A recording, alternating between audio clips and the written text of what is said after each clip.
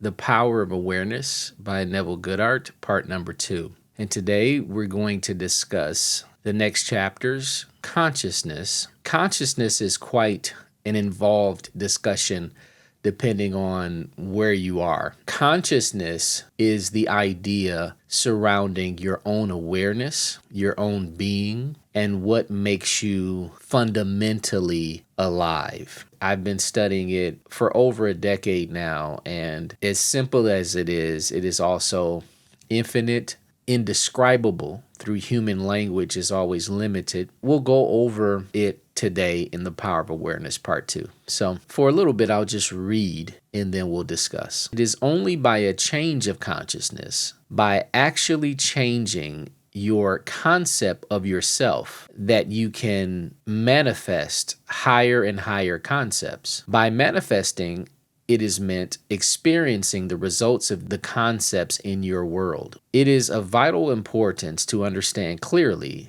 just what consciousness is. The reason lies in the fact that consciousness is the one and only reality. That's a big statement. It is the first and only cause substance of phenomena. Nothing has existence for man save through consciousness. So in other words, if you're not aware of something, it is not real to you. It doesn't exist for you if you're not in some way aware of it or able to experience it on some level. Therefore, it is to consciousness you must turn, for it is the only foundation on which the phenomena of life can be explained. If we accept the idea of a first cause, it would follow that the evolution of that cause could never result in anything foreign to itself. That is, if the first cause, substance, is light, all its evolutions, fruits, and manifestations would remain light. And these are somewhat taken from biblical terms and religious terms. Like Jesus said, I am the light of the world. He's saying that if consciousness is light, and consciousness is the underlying factor that allows all other things to be, from consciousness, all things consist. All things are created through consciousness, through awareness, through an aware substance of being. Then everything that comes from it is in some way like it, because we know like produces like. The first cause substance being consciousness, all its evolutions, fruits, and phenomena must remain consciousness. All that could be observed would be a higher or lower form of variation of the same thing. As long as the awareness is there, they are. But if there is no sense of beingness, if there is no sense of is, there isn't. All things, including the space in the space, is aware. The atoms are aware, protons, the neurons, the electrons, and all of the microbial life, down to the smallest of the small, are aware. They may not have the level of awareness you and I share. That may be debatable. You may say, well, they're not really making decisions. It's all just kind of programming. That's fine. They know they are because they experience. Awareness doesn't need objects to experience. Awareness can be experience of itself, just like the space in the galaxy. There may not be objects for millions and millions of miles. There may be no light in the deepest depths of the space, or even in the sea, there are certain places where there's no light. Light is so deep and it's so far down, there's no light that penetrates the depth of that ocean. Yet there are beings there. And if you went, it would be aware of you.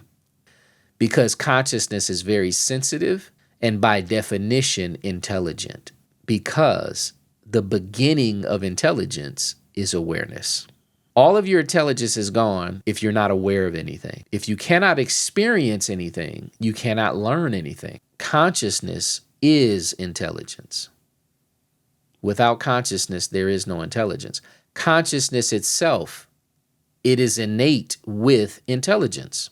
I believe that explains the universe. Energy is aware. Now, take this to the practical example where you walk into a room and you can tell either someone's been fighting or someone's been talking about you behind your back or someone's uncomfortable and no one has said a word. You can walk in the room and tell something's wrong. That's how aware you are, down to the molecular level, because the air still carries the argument. The environment, everything in the room carries the energy of what just happened. Have you ever experienced that? Trust your instincts. Trust your read of energy, because consciousness is very aware of all things. Many people, like twins and others who are karmically connected, psychically connected. One of them's in the army, one of them's in the middle of their job and they're separated by thousands of miles. One of them get hurt or injured and the other one can feel something's wrong. There's also this thing called quantum entanglement, where they found out that if something is entangled in a relationship and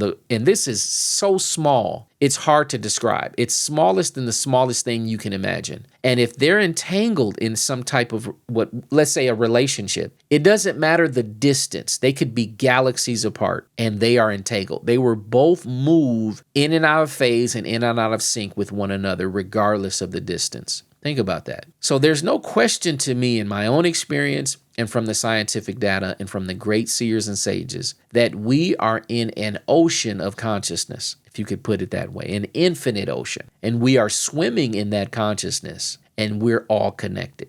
Think about that. So what does that mean for you and your dream and your goal and your ability to make the right decisions for yourself, to know who you're supposed to be with and who you're not supposed to be with, to know what path makes you feel the most inspired, the most beautiful, the most engaged, the most appreciated, and what is not, who you're supposed to pick as a partner and who you're not, what you're supposed to do with your time here and what you're not. Oftentimes we're looking at everyone else for answers, but you are swimming in an ocean of intelligence, and you are a receiver and broadcaster of that intelligence and that consciousness. But if you're not aware of your own awareness, you will act as if or like someone who doesn't know that and therefore doesn't have the benefit of that. I remember the scripture in Galatians in the Bible where it says, you being an heir of all, meaning you've inherited the entire world and everything that God has given you, yet act like slaves because you're unaware of this privilege. You're unaware of who God called you to be. And so even though you are a master, you are treated and you act like slaves